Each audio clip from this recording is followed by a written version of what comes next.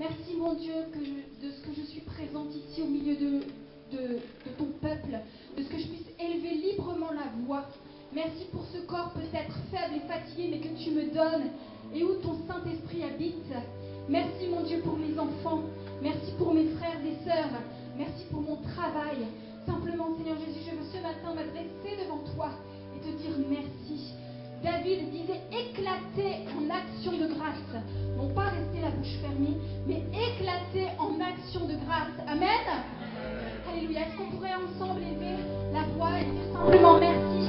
Ne nous attendons pas, mais tous ensemble d'une même voix. Nous voulons dire merci mon Dieu. Alléluia. Merci Jésus pour qui tu es. Merci pour ta personne. Merci parce que tu es Dieu vivant. Alléluia. Nous reconnaissons la prière devant toi.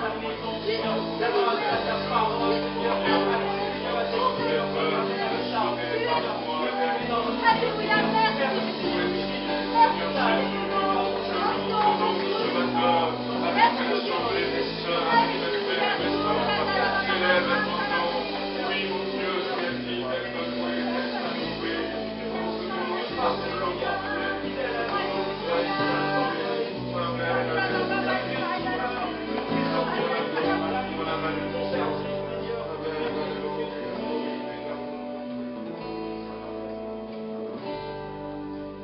La terre a tremblé, le voile se déchirait, des âmes en la mort et le péché. Les cieux chantent ta gloire, écho de ta victoire, car tu es le roi, alléluia, ressuscité. Tu es sans rival, tu es sans aide, que tu triomphes, à tout chanter.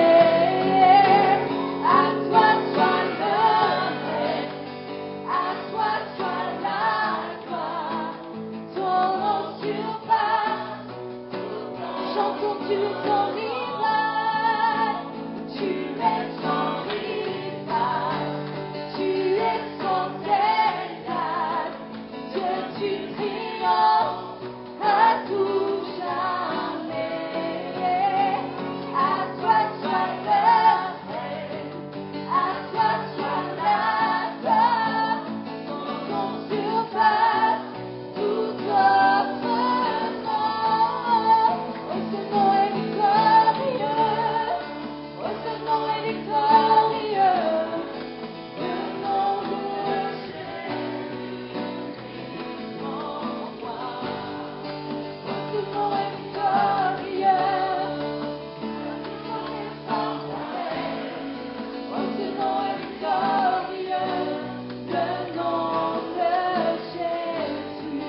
Oh, ce nom est victorieux, le nom de Jésus. Alléluia. Est-ce qu'on peut acclamer notre Sauveur ce matin? Alléluia, Jésus. Alléluia. C'est dans cet esprit de reconnaissance que nous voulons ce matin, Seigneur, t'offrir reconnaissance. Alléluia. Tu es fidèle à jamais, ô Dieu.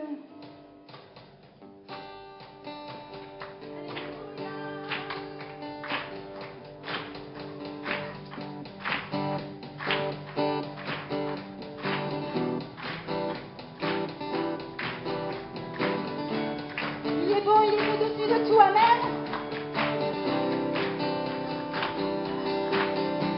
Offrons, Seigneur, reconnaissance, ton amour durera jamais, car il est fort, il est au-dessus de tout, ton amour durera jamais. Chantons, chantons, d'une main puissante et d'un bras tendu, son amour durera jamais. Il nous donne une vie nouvelle, son amour durera jamais. Chantons, chantons,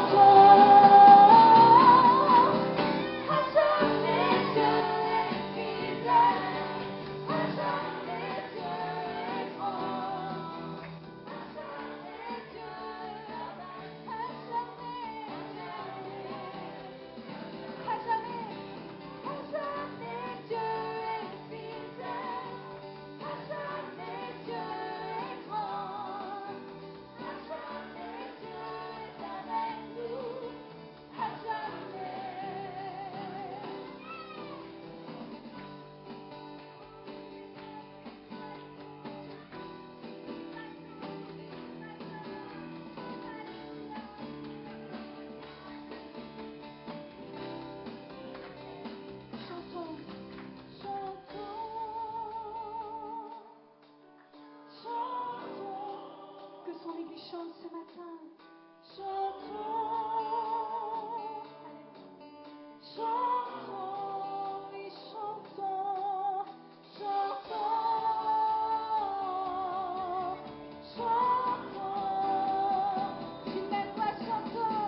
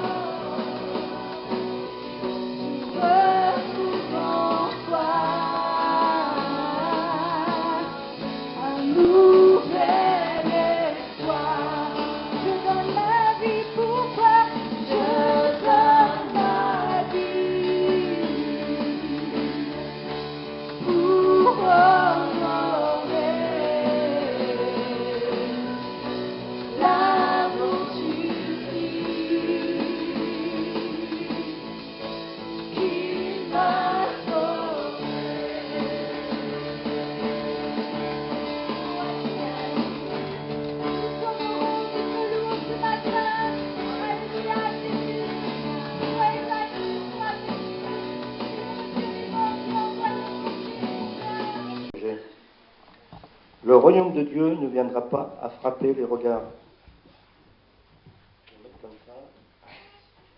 On ne dira pas « Venez ici » ou « Il est là », car, notez-le bien, le royaume de Dieu est parmi vous. Puis il s'adressa aux disciples Le temps viendra où vous désirez ardemment être avec le Fils de l'homme, ne fût-ce qu'un seul jour, mais vous ne le pourrez pas. Alors on vous dira, le Christ est ici, ou il est là, n'y allez pas. Ne vous y précipitez pas. L'éclair jaillit d'un point du ciel et illumine un autre bout. Ainsi en sera-t-il du Fils de l'homme en ce jour. Mais il faut d'abord qu'il endure beaucoup de souffrances et qu'il soit rejeté par les gens de son temps. Le jour où le Fils de l'homme reviendra, les choses se passeront comme au temps de Noé. Les gens mangeaient, buvaient, se mariaient et étaient donnés en mariage jusqu'au jour où Noé entra dans l'arche. Alors vint le déluge et les fit tous périr. C'est encore ce qui est arrivé du temps de Lot. Les gens mangeaient, buvaient, achetaient, vendaient, plantaient, bâtissaient. Mais le jour où Lot sortit de Sodome, une pluie de feu et de soufre tomba du ciel et les fit tous périr. Il en sera de même le jour où le Fils de l'homme apparaîtra. En ce jour-là, si quelqu'un est sur le toit, en terrasse de sa maison, qu'il n'en descende pas pour prendre les affaires qu'il aura laissées en bas. De même que celui qui se trouvera dans un champ ne retourne pas chez lui. Rappelez-vous ce qui est arrivé à la femme de Lot. Celui qui cherchera à préserver sa vie la perdra, mais celui qui la perdra la conservera. Amen. Je vais vous lire un autre verset qui parle de la Sainte Seine, un peu de la chair de Jésus, le sang de Jésus. C'est Jean 6, 53. Alors Jésus leur dit, oui, vraiment, je vous l'assure, si vous ne mangez pas la chair du Fils de l'homme, et si vous ne buvez pas son sang, vous n'aurez point la vie en vous-même. Celui qui se nourrit de ma chair et qui boit mon sang a la vie éternelle, et moi je le ressusciterai au dernier jour. Car ma chair est vraiment une nourriture, et mon sang est vraiment un breuvage. Celui qui mange ma chair et qui boit mon sang demeure en moi, et moi demeure en lui. Amen. Seigneur, merci encore pour, Seigneur, ton amour à la croix. C'est vrai que tu as souffert, Seigneur, l'ignominie. Seigneur, tu as été élevé au rang des malfaiteurs. Et c'est pour notre péché que tu as fait tout cela, Seigneur. Tu as accompli vraiment le salut parfait, l'agneau immolé, Seigneur. Oh, ce châtiment, Seigneur, merci encore pour le pardon de nos péchés. Merci encore de nous avoir retirés de la boue de ce monde, Seigneur, et de nous avoir mis dans cette espérance de la vie éternelle dans nos cœurs. Merci. Nous savons en qui nous avons cru, Seigneur, et tu as tout accompli, Seigneur. Nous voulons simplement encore te dire merci pour ces emblèmes, Seigneur, du pain et du vin, Seigneur, parce que tu es notre nourriture, Seigneur. Celui-là, il ne donne pas de maladie, Seigneur, il ne donne pas le diabète ou autre chose, mais celui-là, Seigneur, il est pur, il est éternel. Cette nourriture de notre âme, Seigneur, qui est spirituelle, Seigneur, nous sommes heureux encore de te contempler, de te dire merci. Amen. On puisse terminer ce moment par un temps de prière. Nous voulons prier pour notre sœur Corinne Puzena, voilà, qui traverse des moments difficiles. Que le Seigneur pose sa main sur notre sœur, amen. Que le Seigneur l'entoure, que le Seigneur la secourt. Nous avons un Dieu vivant, voilà, amen. Un Dieu qui s'intéresse à nous, un Dieu qui veut s'occuper de nous. Voilà, donc nous voulons peut-être tous ensemble nous mettre debout pour prier pour notre sœur, que le Seigneur intervienne dans ces situations et montre encore une fois de plus sa grandeur. Ce matin, nous pensons encore à un frère, un ancien de l'église de Rive de Gier qui s'appelle Bienvenu. Voilà, donc nous avions déjà eu pas mal d'occasions de prier pour lui, mais son état est toujours critique. Il est à l'hôpital à Saint-Étienne. Nous voulons penser à Bienvenue. Nous voulons penser aussi à Christelle Ogoula. Elle n'a pas encore commencé à parler, mais merci Seigneur, son état s'améliore tout doucement. Nous voulons remercier le Seigneur pour elle et continuer de prier pour elle aussi. Hein. Et puis, notre frère Jean-Philippe, voilà, donc nous voulons, Mirfex, nous voulons aussi remercier le Seigneur pour sa vie, le porter encore devant le trône de la grâce. Peut-être que ce matin, comme je le dis souvent, il y a quelqu'un ici au milieu de nous dont le nom n'est pas, je n'ai pas cité le nom, mais qui a besoin de la grâce de Dieu. Sachez que nous avons un Dieu vivant, un Dieu qui désire répondre à nos besoins. Pourquoi ne pas, par la foi ce matin, eh bien, porter notre voix vers lui et s'attendre à ce qu'il nous visite. Amen. Voilà, on va prier tous ensemble, on va demander à notre frère Arnaud s'il veut bien se faire notre porte-voix, et puis nous prions avec le frère. Amen. Seigneur mon Dieu, tu nous as promis, Seigneur, que ce que nous demandons, Seigneur, dans la foi, Seigneur, ce que nous demandons de juste, Seigneur, c'est comme si nous l'avions déjà, Seigneur mon Dieu. Amen. Parce que toi, Seigneur, tu sais mieux que nous-mêmes ce dont nous avons besoin.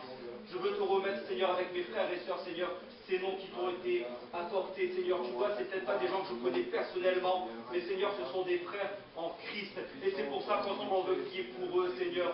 Je te demande vraiment, Seigneur, ton action particulière, Seigneur, dans la vie, Seigneur, de ces personnes, Seigneur. Tu es celui qui peut guérir, qui peut faire disparaître les coliques néphrétiques. Tu es celui qui a fait marcher les paralytiques. Tu es celui qui peut réparer les neurones du cerveau de notre sœur, Seigneur mon Dieu. Tu es celui, Seigneur, pour qui rien n'est impossible, Seigneur mon Dieu. Et ensemble, Seigneur, on élève ton nom, on élève ta voix, Seigneur, parce que, Seigneur, tu es déjà en train d'agir, Seigneur. Et on sait, Seigneur, que tu as ta main posée, Seigneur, à sa tête en même, Seigneur, sur la vie de nos bien-aimés, Seigneur. Que tu puisses encore, Seigneur, ouvrir, Seigneur, ton ciel de gloire, Seigneur, et faire descendre ton Esprit Saint qui guérit, Seigneur. Que ton Esprit ne retourne pas vide ce matin, Seigneur, mon Dieu. Tu bénis, tu diriges, Seigneur. Tu relèves, Seigneur, tu fortifies. Tu donnes aussi le courage et la foi aux familles, Seigneur, mon Dieu. Merci, Seigneur, parce que si nous avons des épreuves, nous avons avec nous dans l'épreuve, Seigneur. Si nous avons des montagnes, nous avons avec nous pour gravir ces montagnes, Seigneur mon Dieu. Et ce matin, Seigneur, c'est encore une matinée de bénédiction, Seigneur, dans les vies de nos bien-aimés, Seigneur mon Dieu. Amen.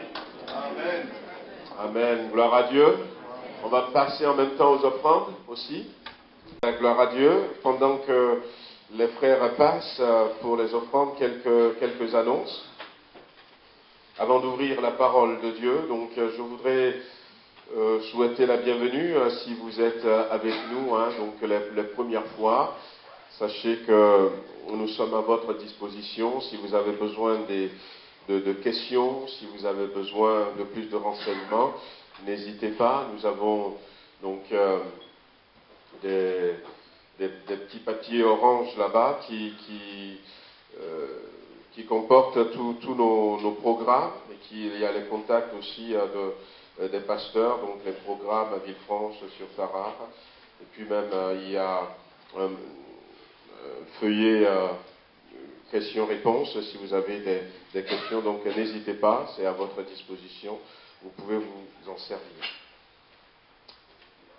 Donc au niveau des annonces, rappelez qu'aujourd'hui on a eu une journée chargée, pas pour tout le monde, parce que tout à l'heure il y aura une rencontre avec les animateurs des clubs, des enfants, et puis à partir de 14h, nous aurons le rendez-vous du disciple.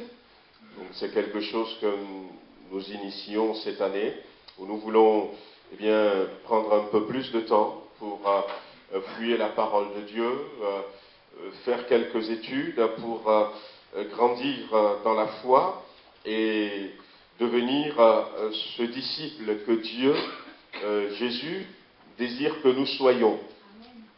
On a beaucoup de personnes qui viennent à l'église, c'est bien, mais on veut maintenant aller un peu plus loin dans la foi et devenir des disciples, sachant que ce que Jésus avait dit à ses disciples, faites de toutes les nations des disciples. Voilà, faites de toutes les nations des disciples, non pas faites de toutes les nations simplement des gens qui viennent à l'église, mais même si le fait de venir à l'église, c'est la première étape, voilà, donc on sait qu'il y a des études bibliques en semaine, mais nous voulons aller un peu plus loin pour que nous soyons ses disciples. L'apôtre Paul disait un jour aux Corinthiens, en disant, eh bien, mes enfants pour qui je pleure, je suis dans des douleurs de l'enfantement, jusqu'à ce que Christ soit formé en vous. Et pour devenir disciple, c'est aussi ça, parvenir à ce que Christ soit complètement formé en nous et que nous puissions être ces hommes, ces femmes qu'il veut. Donc tout à l'heure, de 14h à 16h, ça sera divisé en 2 temps. Et on veut commencer aussi par à faire un peu d'herméneutique, donc comment méditer, comment étudier la Bible, quels sont les outils qu'on peut utiliser aujourd'hui. On a pas mal d'outils qui sont à nos dispositions et comment comprendre voilà, ce que la Bible dit. Et puis après, on aura un temps de lecture et puis on essaiera de comprendre on va appliquer ce que nous allons apprendre, nous allons voir dans la première heure, ce que le Seigneur voudrait nous dire. Et ça serait, Dieu voulant, tous les 3e dimanches du mois. Voilà, donc je crois on gardera même horaire, 14h à 16h, mais bon, on verra. Donc il y a certains qui se sont inscrits, mais même si vous n'êtes pas inscrits, si vous voulez rester, il n'y a pas de souci. Donc le week-end prochain, on aura donc un pasteur, le pasteur de l'église ADD de Briançon, qui sera avec nous samedi et dimanche.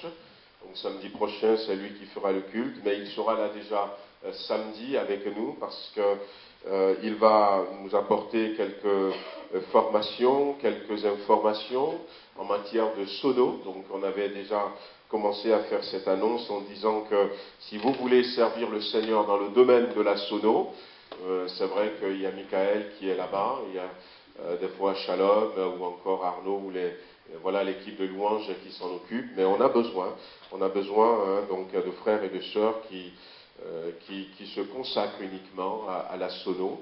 Donc si vous voulez recevoir cette formation, cette première formation, parce qu'il pourrait y en avoir d'autres, et vous voulez vous engager pour le Seigneur dans ce domaine, n'hésitez pas, venez me voir. Voilà donc pour les annonces. Je veux vous rappeler que cette année, on a encore une revue Pentecôte qui cherche à être abonnée. Alors, j'ai regardé tout à l'heure, je n'ai pas vu la sœur. Chantal, voilà. Donc, mais je crois que l'abonnement, je ne me trompe pas, ça doit être dans les une 30aine d'euros par mois. Hein 40 qu'est-ce que j'ai dit? Ah non.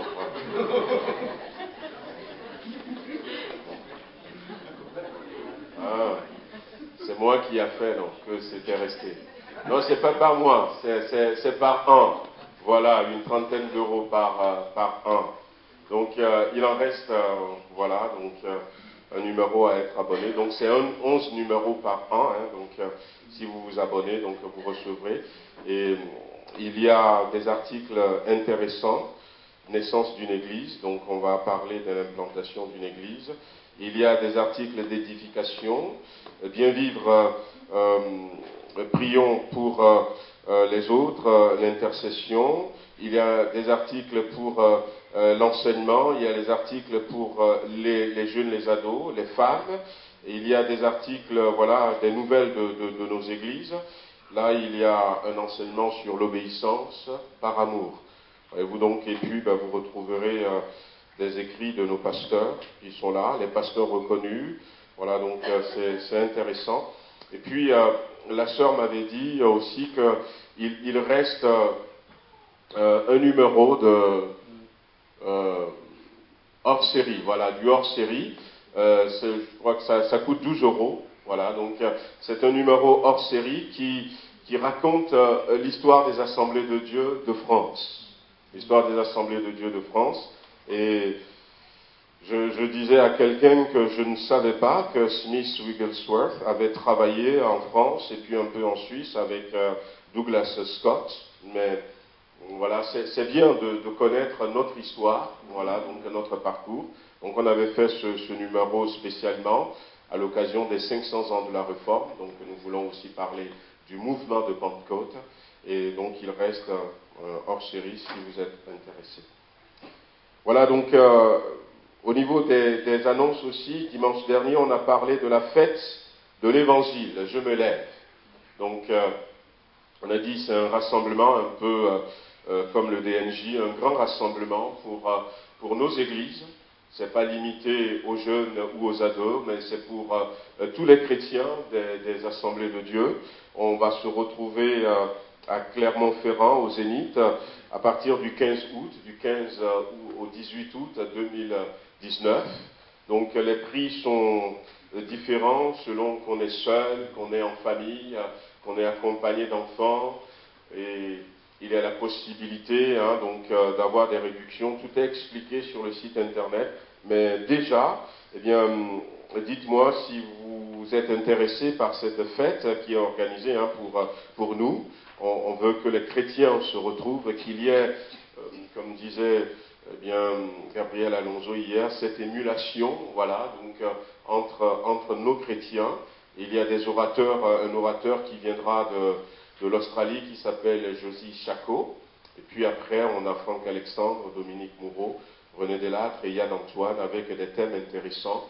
Il y aura des ateliers, il y a des plénières, il y aura des temps de partage, de réponses et questions. Je crois que c'est bien pensé. Donc si vous êtes intéressé, n'hésitez pas à venir me voir. Ce serait bien d'ailleurs pour que nous puissions organiser un peu tous les à côté, parce qu'il y a des inscriptions avec un repas sur place, mais il y a des inscriptions sans repas. Et après, il faut s'occuper aussi de l'hébergement, il faut s'occuper du transport. Donc, ce serait bien que, voilà, on puisse organiser tout cela.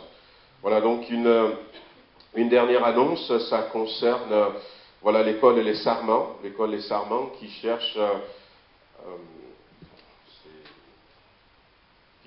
quelqu'un pour, ça s'appelle service civique, il me semble. Voilà, qui cherche quelqu'un mais quelqu'un de bénévole.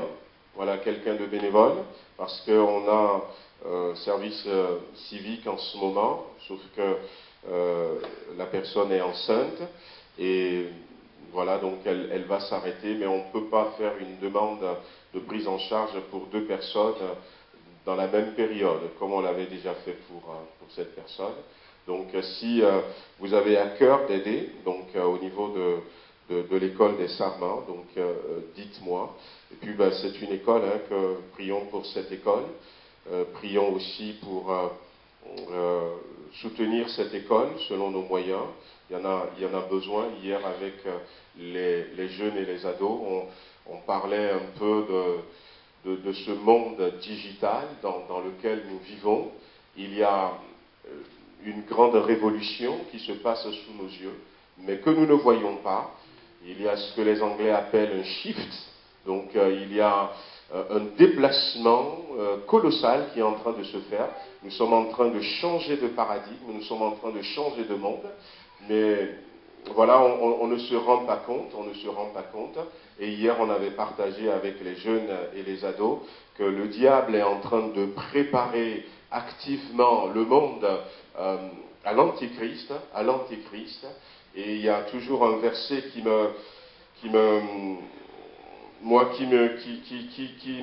m'interpelle dans Apocalypse chapitre 13, où il est dit que le monde entier, tout le monde, était dans l'admiration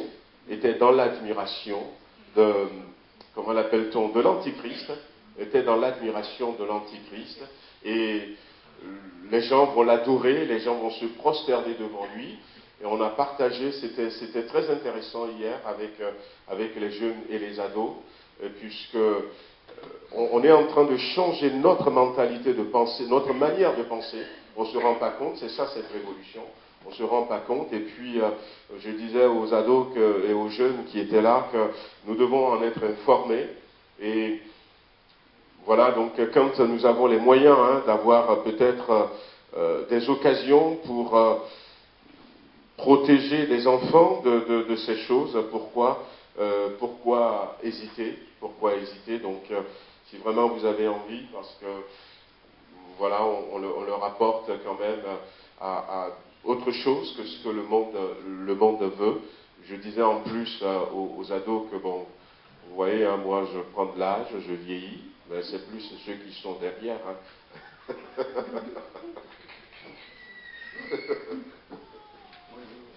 Voilà. Voilà, en tout cas, on va ouvrir la parole de Dieu. On va peut-être aussi parler un peu de cette réalité dans laquelle nous sommes. On va dans le premier livre de Samuel. Le premier livre de Samuel.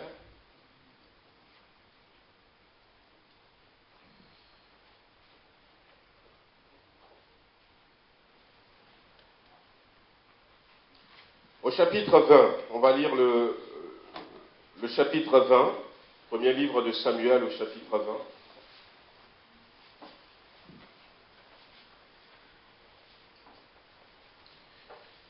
Alors on va lire à partir du verset 30.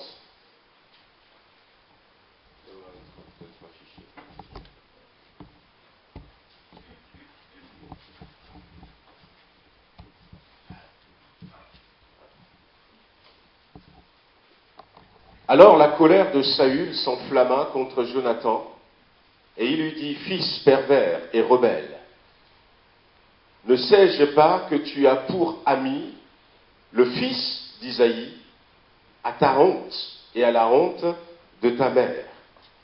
Il va continuer en disant, « Car aussi longtemps que le fils d'Isaïe sera vivant sur la terre, il n'y aura point de sécurité ni pour toi, ni pour ta royauté.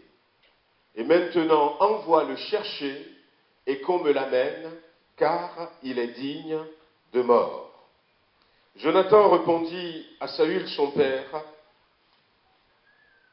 et lui dit, « Pourquoi le fera-t-on mourir? Qu'a-t-il fait ?» On va s'arrêter là. On va s'arrêter là.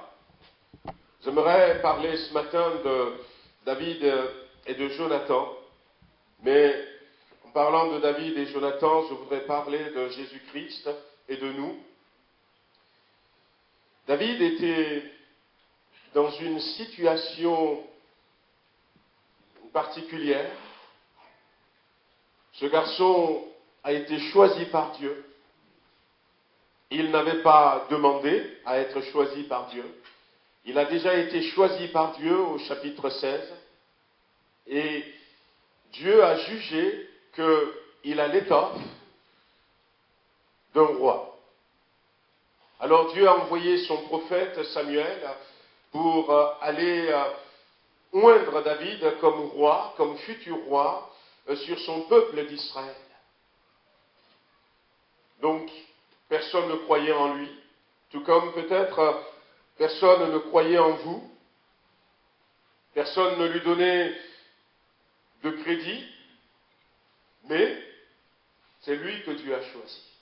Et si nous sommes là ici ce matin, c'est parce que Dieu, lui, il trouve quelque chose de bon, quelque chose d'intéressant en nous. Parce que Dieu, il a, lui, un avenir différent de ce que nous pensions pour nous. La volonté de Dieu pour David, c'est qu'il devienne roi et qu'il règne.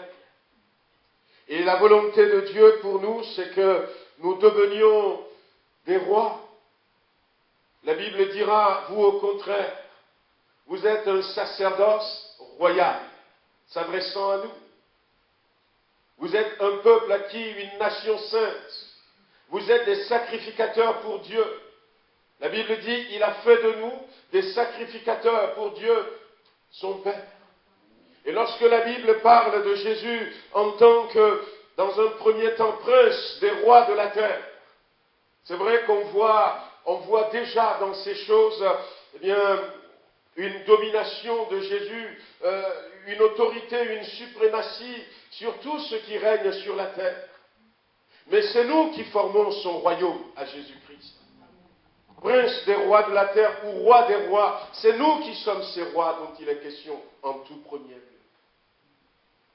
Il a fait de nous un royaume, il a fait de nous des rois. C'est la volonté de Dieu pour nous.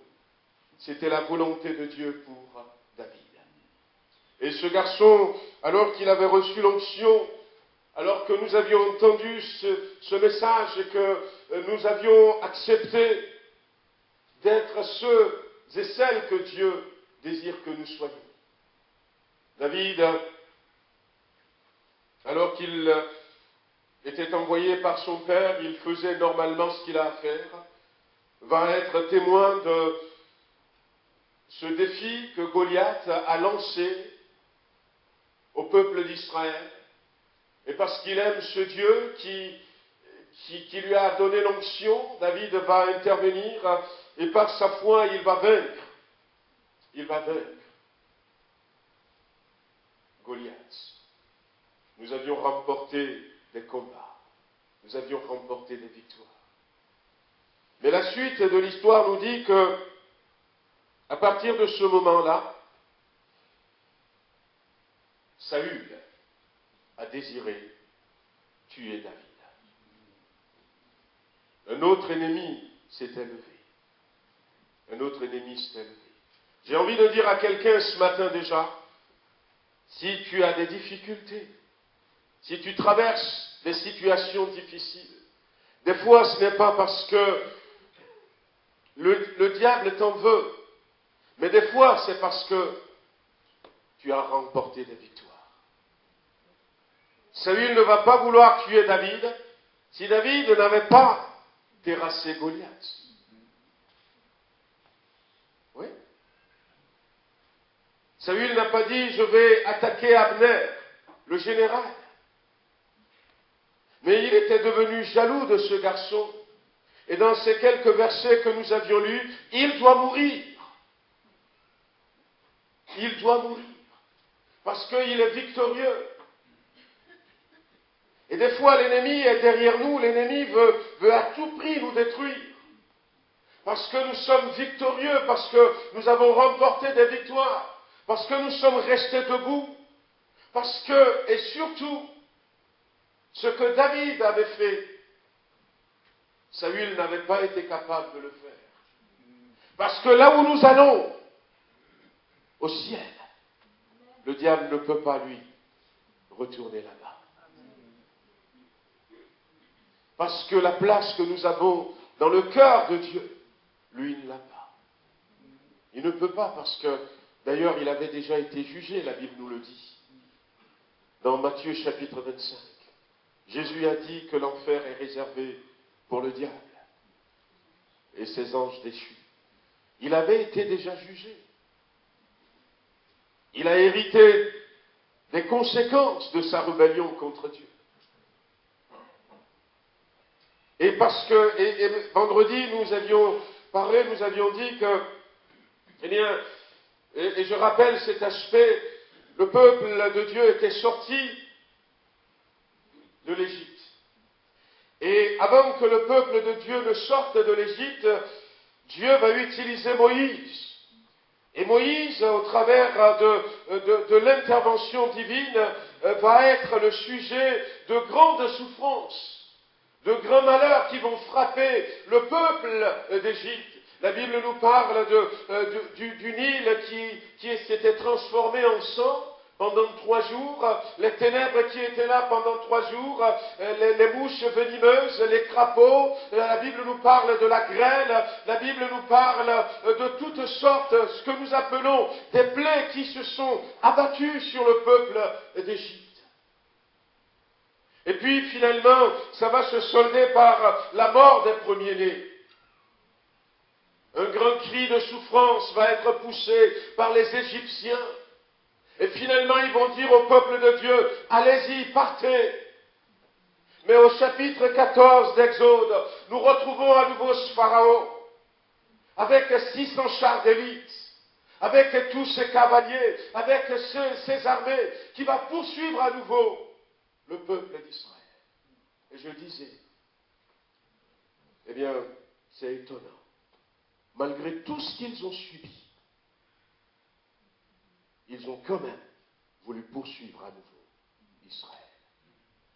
Malgré toute cette détresse, malgré la mort des premiers-nés, ils ont décidé encore de poursuivre. Et je disais à ceux qui étaient là, le diable ne lâche pas facilement les chrétiens. Ce n'est pas parce que vous l'avez vaincu hier qu'aujourd'hui il va vous laisser tranquille. Non. C'est l'image du diable, la ténacité du diable, à tout faire pour vous détruire, pour nous détruire. Malgré tout, David était dans cette situation. Et Dieu l'a béni, Dieu lui donne des victoires. Il y a un ennemi qui était vaincu, mais il y a un autre. Et quand vous lisez ce passage de la vie de David, vous allez voir que le roi Saül va être un ennemi beaucoup plus dangereux pour David que Goliath. Il va lui donner une femme, sa fille, pour le piéger. Il va faire surveiller sa maison. Et finalement, David va se retrouver dans le désert. On va en parler. David va se retrouver dans le désert. Il va s'enfuir. Va se retrouver dans cette caverne d'Adulam. Et 400 personnes, la Bible dit, d'Émoriens, vont se joindre à lui. Il va devenir leur chef. Il faut trouver à manger. Il a fallu tout quitter. Et des fois, la vie chrétienne nous fait passer par là. La voix du Seigneur m'appelle, prends ta croix et viens sur moi. Vous vous souvenez de ce vieux cantique?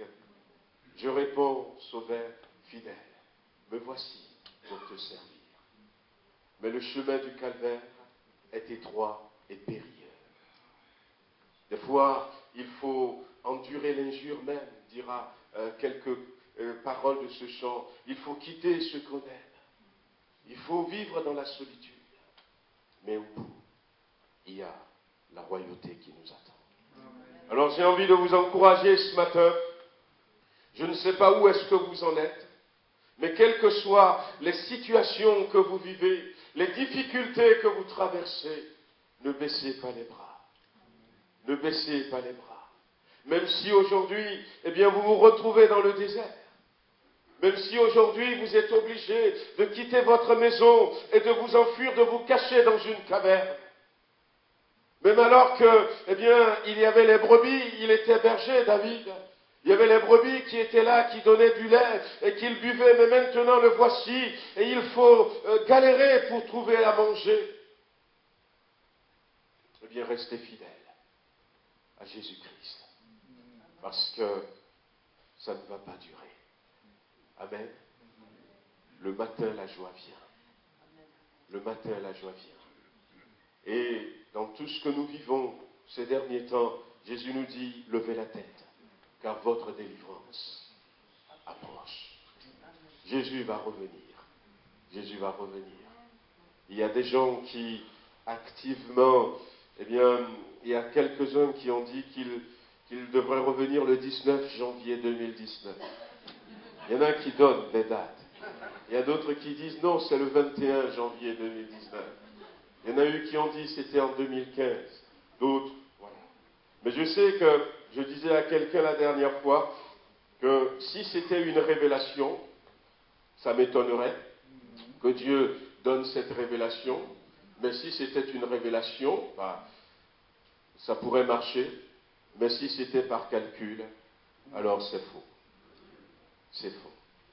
Parce que le calendrier, notre calendrier a tellement été modifié au cours de l'histoire que nous sommes en 2019, mais Dieu seul sait si c'est véritablement 2019. Lorsque le peuple d'Israël était sorti d'Égypte, Dieu a dit à Moïse, aujourd'hui va devenir votre premier mois. Jusque-là, ce n'était pas le premier mois. Ça a été changé. Ils étaient au 7e mois à ce moment-là. Aujourd'hui, ça devient le premier mois. Le calendrier avait changé. Et puis, il y a eu dans l'histoire, à un moment donné, où ils avaient supprimé les semaines de 7 jours. Pendant des dizaines d'années, ils étaient passés à des semaines de 10 jours. Et puis après, finalement, ça les embêtait plus que tout. Ils sont revenus aux semaines de 7 jours. Ça a tout décalé. Avant, le premier jour de l'an, c'était le jour du printemps, le 20-21 mars. Et quand ils avaient décidé de le mettre au 1er janvier, je ne sais pas comment est-ce qu'ils l'ont fait. Et puis nous étions restés pendant très longtemps sur le calendrier babylonien 360 jours. Ils avaient décidé à un moment donné de passer à 365. Comment est-ce qu'ils l'ont fait? Donc calculer et dire que ça va tomber tant, courage. Ouais. Mais tout compte fait, que ce soit 2019, 2020, une chose est sûre, ça ne va pas être long. Ça ne va pas être long. Donc, prenez courage. Ne baissez pas les bras. Ne rentrez pas dans la compromission avec l'ennemi. La Bible dit, avant le retour de Jésus-Christ, il y aura l'apostasie sur la terre, l'abandon de la foi.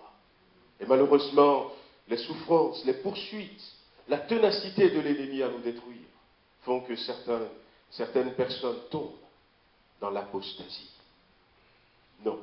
Lorsque votre foi est en train de faiblir à cause des difficultés, dites-vous, ce n'est pas la bonne solution. Reprenez-vous. Restez debout. Alors, David, dans cette période, il y a quelque chose qui va l'aider. Quelque chose qui va l'aider à faire face à cette situation, à faire face à cet ennemi qui a à tout prix voulait le tuer. Et ce qui l'a aidé, David était un homme de prière. Je crois qu'il ne faut pas mettre de côté la prière. Mais ce n'était pas la prière, ce n'est pas la parole de Dieu. Mais Saül disait à son fils, nous l'avions lu, fils pervers et rebelle, je sais bien que tu as pour ami le fils d'Isaïe. Pendant ces périodes, David avait un ami, un véritable ami, un ami fidèle, un ami fidèle. Et ce qui va l'aider à faire face à cette situation, c'était son ami, son ami. À un moment donné, dans Jean chapitre 15, le verset 14 et 15, Jésus va s'adresser à nous et va dire, vous êtes mes amis, si vous faites ce que je vous commande. Je ne vous appelle plus serviteur parce que le serviteur ne sait pas ce que fait son maître, mais je vous ai appelé amis parce que je vous ai fait connaître tout ce que j'ai appris de mon Père. À un moment donné, Jésus va nous amener également sur ce terrain, où il va nous dire, je ne veux pas simplement que vous soyez mes suiveurs, mes disciples, que vous soyez simplement de ceux qui croient en moi, mais je voudrais que vous sachiez que moi, Jésus, je veux être aussi votre ami. Je veux être votre ami. Alors c'est vrai, il dira, si vous faites ce que je vous commande, vous êtes mes amis.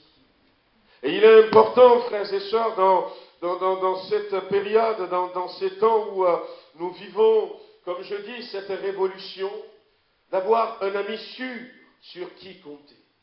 Sur qui compter. Lorsque Jésus nous parle d'amis ici, il nous parle d'un associé, quelqu'un qui ne va jamais nous laisser tomber. Il nous parle de quelqu'un qui nous veut du bien. Nous veut du bien. Et nous sommes dans cette image où on voit Saül qui veut faire du mal à David. Mais Jonathan, lui, qui veut lui faire du bien. Qui veut lui faire du bien. Quelqu'un qui veut faire du bien à David au détriment de ce que pense son père. On va essayer de s'arrêter sur cette amitié, sur peut-être Jonathan et au travers de Jonathan, découvrir cette qualité de l'amitié que Jésus-Christ nous propose. D'abord, on voit quand même que dans 1 Samuel, on va rester plus dans 1 Samuel au chapitre 18, au verset 1er, la Bible dit que David, après le retour après avoir tué Goliath, David était parti parler avec Saül, et David avait achevé de parler à Saül, et dès lors, l'âme de Jonathan fut attachée à l'âme de David. Et Jonathan l'aima comme son âme. Ce même jour, Saül retint David et ne le laissa pas retourner dans la maison de son père. Jonathan fit alliance avec David parce qu'il l'aimait comme son âme. Il ôta le manteau qu'il portait pour le donner à David et il lui donna ses vêtements, même son épée, son arc et sa ceinture. On voit dans ce passage que l'amitié de David et de Jonathan est une amitié qui était fondée sur l'amour. À 2 reprises dans ce verset, il est dit que Jonathan va aimer David. Il va l'aimer comme lui-même. Il va l'aimer de cet amour profond qu'un homme, qu'une femme peut ressentir à l'intérieur de lui-même. Est-ce que c'est parce que David a tué Goliath? Nous ne savons pas. Mais une chose est sûre, c'est que si Jésus nous dit aujourd'hui, je vous appelle mes amis, c'est parce qu'il nous a aimés. C'est parce qu'il nous a aimés. Un amour profond, un amour sincère. Et nous ne voulons pas rester longtemps sur cet amour. On en avait parlé à plusieurs reprises. Mais on voit ici dans l'attitude de Jonathan que, eh bien, c'est cette amitié qu'il va avoir pour David, c'est une amitié qui va le pousser à renoncer à ses droits pour son ami. Et c'est la même amitié que Jésus manifeste pour nous. La Bible dit qu'il n'a pas regardé comme une proie à arracher d'être égal à Dieu, mais il s'était humilié lui-même. Et il a pris sur lui la forme d'un homme. Et la Bible même dira, il a pris sur lui la forme d'un esclave. Il était devenu semblable à nous. Il était descendu à notre niveau. Il a renoncé à ça. Il a renoncé à son trône pendant un temps à cause de nous. Parce que simplement, il nous aime. Il nous aime. Parce que qui que vous soyez, Dieu vous aime. Et la Bible nous dit que Jonathan, il va faire une alliance avec David. Ce n'est pas simplement des mots, mais c'est une alliance. Et l'alliance, nous l'avions célébrée tout à l'heure encore, au travers de la Sainte Seine. Après le repas, il y avait le repas. Et ils ont pris d'abord la coupe qu'ils se sont partagés. Après, ils ont pris le pain qu'ils se sont partagés. Et Luc précise bien, après le repas, il va prendre une autre coupe et va dire c'est la coupe de l'alliance. Je ne veux pas simplement vous dire, je vous aime. Je ne veux pas simplement vous dire, vous êtes mes amis. Mais je veux qu'il y ait une alliance entre nous. Et la Bible dit que Jonathan avait fait alliance avec David, tout comme Jésus l'a fait avec nous. Car vous connaissez la grâce de notre Seigneur Jésus-Christ, qui pour vous s'est fait pauvre, de riche qu'il était. Jonathan va faire des cadeaux à David. Mais ce ne sont pas que des cadeaux. La Bible dit qu'il lui a donné son manteau. Il lui a donné ses vêtements. Il lui a donné son épée. Il lui a donné son arc. Il lui a donné sa ceinture. Ce ne sont pas que des cadeaux. Pour Jonathan, c'est tout ce qui le lie à la royauté qu'il a donné. C'était le droit de prince héritier. C'était le droit du successeur de Saül. C'était, eh bien, son avenir en tant que futur roi d'Israël. C'était un grand renoncement. Vous comprendrez que l'amitié que Jonathan va manifester pour David, eh bien, c'est l'image de cette amitié profonde que Dieu, au travers de Jésus-Christ, va manifester pour nous. Le manteau nous parle de revêtement. De revêtement. Le manteau, ça se porte par-dessus. Par-dessus. Le vêtement, ça va nous parler d'habit, ça va nous parler d'apparence. Et lorsque nous donnons notre cœur à Jésus-Christ, lorsque eh bien nous acceptons son amitié, la Bible nous dit qu'il nous donne son apparence, le vêtement de l'homme nouveau. Le vêtement de l'homme nouveau. Soyez mes imitateurs, comme moi-même je le suis de Christ. Ayons en nous les sentiments qui étaient en Christ. Il met tout ça à notre portée. Qui il était? Qui il était? L'épée nous parle de sa parole. L'arc nous parle de la victoire qu'il nous donne sur l'ennemi.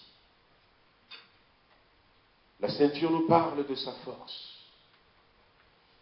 Oui, le manteau nous parle aussi de la puissance de son Esprit Saint qu'il met à notre disposition. Dans Galates chapitre 4, verset 6, la Bible dit « Et parce que vous êtes fils, Dieu a envoyé dans nos cœurs l'Esprit de son Fils, lequel crie « Abba Père ». Ainsi tu n'es plus esclave, mais fils. Et si tu es fils, tu es aussi héritier. Tu es aussi héritier par la grâce de Dieu. En donnant ces choses à David, Jonathan lui donnait son trône. Et en nous donnant tout ça, Jésus faisait de nous héritiers de Dieu. Je ne sais pas si je vous avais dit déjà ça, en disant que Dieu avait pris des précautions lorsqu'il allait nous créer. Il avait pris des précautions, il avait pris des précautions et ce n'est pas ce qu'on lit tout de suite dans la Bible. La première précaution qu'il avait prise avant de nous créer nous, il voulait nous créer à son image. Il voulait nous créer à son image. Alors, ce que nous sommes en réalité, ça va se manifester ce jour-là. J'avais pensé que parce qu'à un moment donné, Lucifer, qui est devenu Satan, le diable, à un moment donné, il a voulu être comme Dieu. Parce qu'il n'était pas comme Dieu. Les anges n'étaient pas comme Dieu. Mais lorsque nous allons parvenir là-bas, quand nous allons nous regarder et regarder Dieu, il nous avait créés à son image. Pour que peut-être, je ne sais pas, je dis peut-être, pour que peut-être, dans l'éternité, nous n'ayons plus ce désir d'être comme lui. Nous sommes déjà, nous serons comme lui. Et la Bible nous dit qu'il nous avait créés aussi pour être semblable à son Fils, pour être ses héritiers. Et toujours en rapport avec Lucifer, il avait voulu prendre la place de Dieu. Et la précaution que Dieu a prise, c'est que eux, eh bien, je vais les créer de telle sorte qu'ils soient mes héritiers. Que plus tard, qu'ils n'ont point besoin de me renverser pour prendre mon trône. Mon trône est déjà à eux. À eux. Oui, mais pour rentrer dans cette vérité, il faut que nous acceptions l'amitié de Jésus-Christ. L'amitié de Jésus-Christ. Alors, il a pris une autre précaution, mais on en parlera une autre fois. Il nous a d'abord placés sur terre. Il nous a d'abord placés sur terre. Un véritable ami qui veut que nous rentrions dans notre destinée, ce pourquoi Dieu nous a créés, qui nous laisse son trône, qui nous fait partager son trône. À un moment donné, Jonathan dira à David qu'il sait qu'il va être roi et que lui, il sera le second. Amen. Jésus-Christ fait de nous des héritiers du Père par son amitié.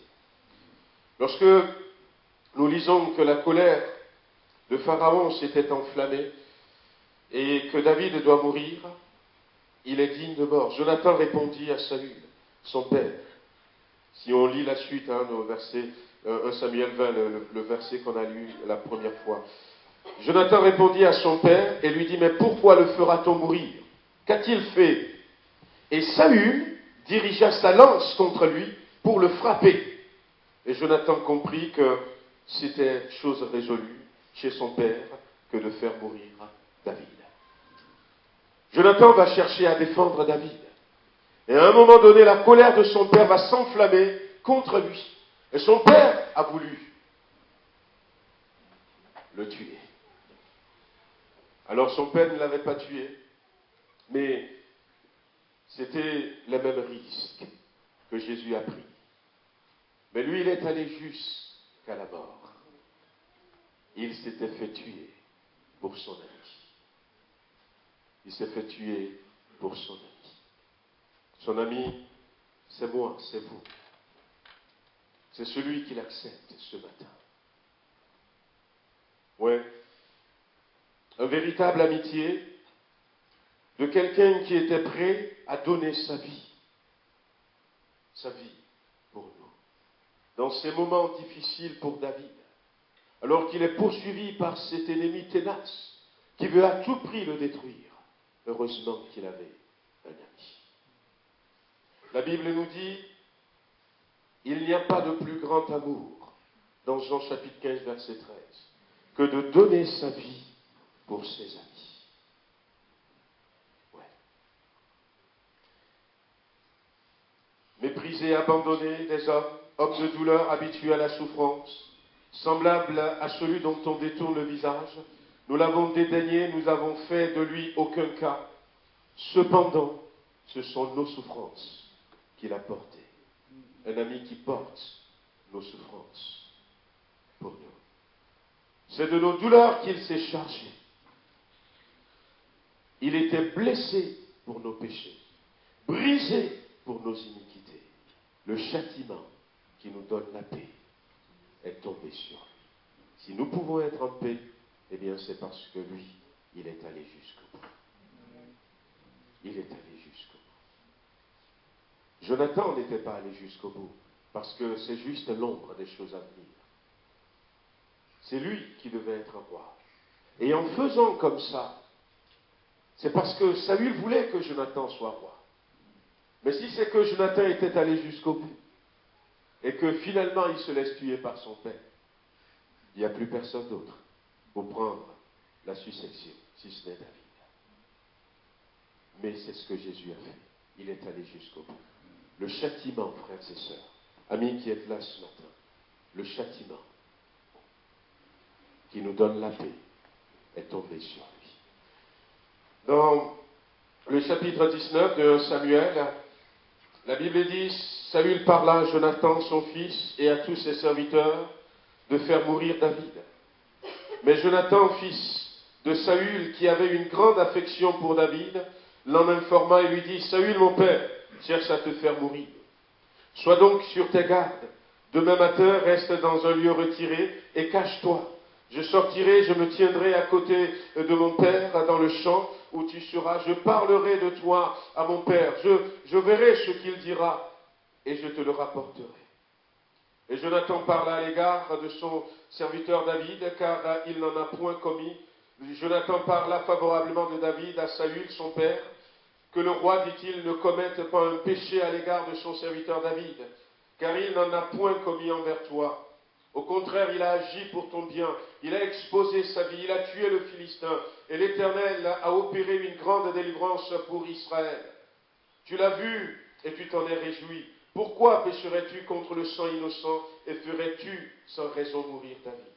Saül écouta la voix de Jonathan et il jura disant, l'Éternel est vivant, David ne mourra pas. Un ami qui intercède pour nous. Un ami qui intercède pour nous. La Bible nous dit que, eh bien, à un moment donné, alors que Pierre était dans la situation dans laquelle se trouverait quelqu'un, ce matin, c'est Jésus qui est allé vers Pierre et va lui dire, Simon, Simon, le diable vous a réclamé.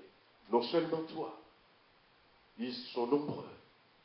Il vous a réclamé pour vous cribler comme du froment. Mais j'ai intercédé pour toi. J'ai intercédé pour toi. Et toi, quand tu seras affermi, bien soutiens tes frères. Un ami qui intercède pour nous. La Bible dit que Jésus est assis à la droite du Père et il intercède encore pour nous. Ne croyez pas que cet ami vous laisse seul. Il est le souverain sacrificateur. Et il intercède pour nous. Un ami sur qui on peut compter. On peut compter. Et puis, il y a une dernière qualité de l'amitié de Jonathan et de David. C'est dans le chapitre 23 au verset 15, où il est dit, David, voyant Saül en marche pour attenter à sa vie, se tint au désert de Ziph dans la forêt. Et ce fut alors que Jonathan, fils de Saül, se leva et alla vers David dans la forêt. Et il fortifia sa confiance en Dieu et lui dit, ne crains rien, car la main de Saül, mon père, ne t'atteindra pas. Tu régneras sur Israël, et moi je serai au second rang près de toi. Saül, mon père, le sait bien aussi. Ils firent tous deux alliance devant l'Éternel, et David resta dans la forêt, et Jonathan s'en alla chez lui. Le vœu que Saül avait fait quelques versets plus tard, eh bien ce vœu il n'avait pas tenu. Il a continué à poursuivre David. David s'était caché dans des rochers. À un moment donné, Saül allait tomber sur lui. Et là, dans ce verset, la Bible nous dit que, eh bien, il était sorti du désert finalement. Il va dans la forêt, mais Saül va continuer à le poursuivre.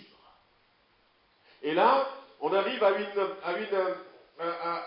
un moment donné dans la vie de chaque chrétien où finalement on en a marre.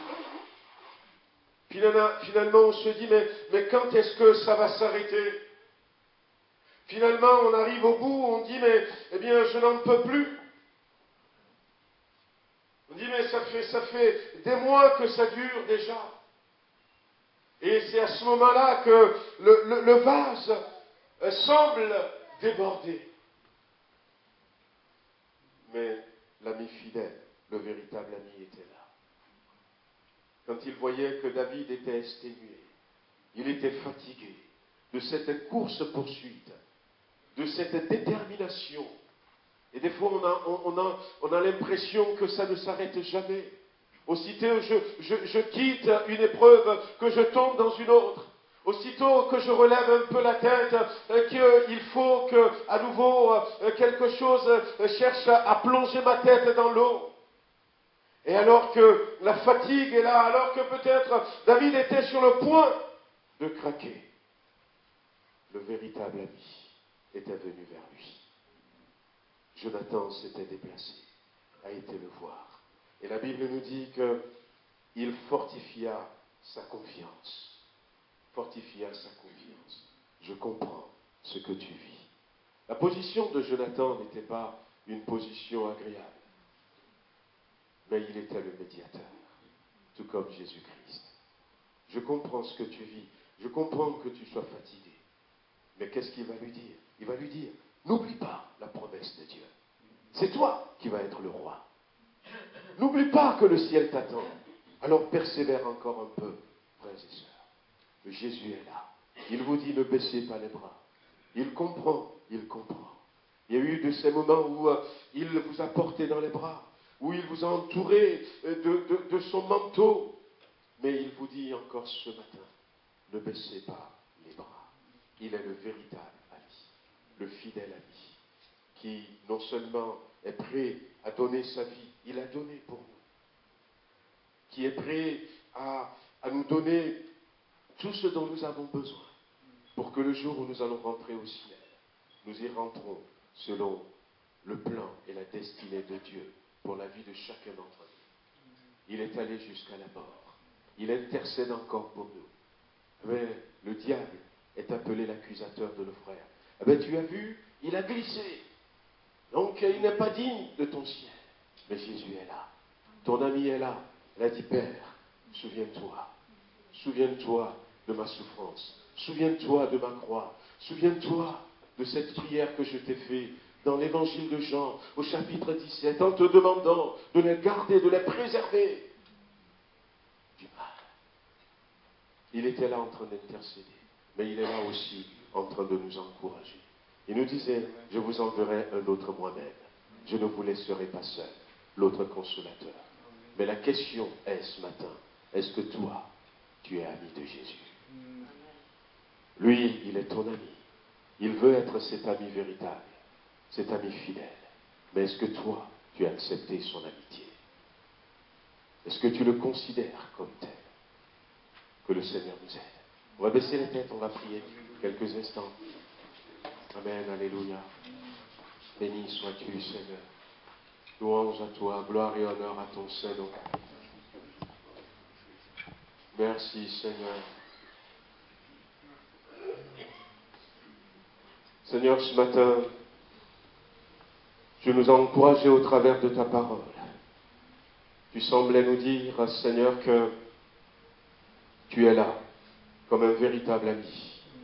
Nous sommes dans des moments difficiles, des moments compliqués. Nous sommes dans des moments où certains, peut-être, sont sur le point de tout abandonner. Où il y a des questions, peut-être, qui se posent. Si Dieu veut que je règne, pourquoi est-ce que je dois vivre cela? Bientôt la trompette va sonner. Et le trône que tu as préparé pour nous, le règne que tu as préparé pour nous, nous allons rentrer dedans. Donne-nous de nous appuyer sur ton amitié, de ne pas baisser les bras et d'aller jusqu'au bout. Viens bénir quelqu'un au milieu de nous ce matin. Et Seigneur, peut-être que quelqu'un n'avait pas compris que tu viens pour notre bien. Pour notre bien. Quelqu'un n'avait pas encore peut-être accepté cette amitié. La Bible nous dit que Jonathan était l'ami de David. Et Jonathan veut dire l'Éternel a donné. Nous comprenons ce matin que tu nous donnes au travers de Jésus-Christ cette amitié. Donne à quelqu'un qui ne l'a pas encore accepté de l'accepter. Donne à quelqu'un, Seigneur, de te donner sa vie, son cœur ce matin.